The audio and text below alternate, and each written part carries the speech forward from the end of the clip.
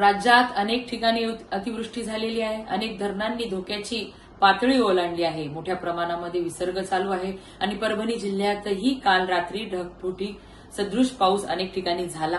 म्हणून अनेक गावांना पाण्याने वेढलेलं आहे. अनेक पुलांवरून पाणी वाहत आहे. मला अनेकांनी फोन केले की अजूनही आमच्या शेतामध्ये येऊन पंचनामे झाले नाही. पण सर्वांना मला एकच सांगायचंय की काही मंडळं वगळल्याची म्हणूनही काही लोक चिंताग्रस्त आहेत. सर्वांना मला सांगायचे 100% परभणी जिल्ह्यातील शेतकऱ्यांचं नुकसान ह्या सप्टेंबरमधील अतिवृष्टीमध्ये झालेलं आहे. याची दखल आम्ही सर्वांनी घेतलेली आहे आणि आपण चिंता करू नका. 100% परभणी जिल्ह्यातील सर्व शेतकरी बांधवांना ह्या अतिवृष्टीच्या नुकसानीची भरपाई करून देण्यासाठी मी कटिबद्ध आहे. माननीय मुख्यमंत्री देवेंद्र फडणवीस साहेब यांना सुद्धा या सर्व गोष्टींची जाणीव आहे.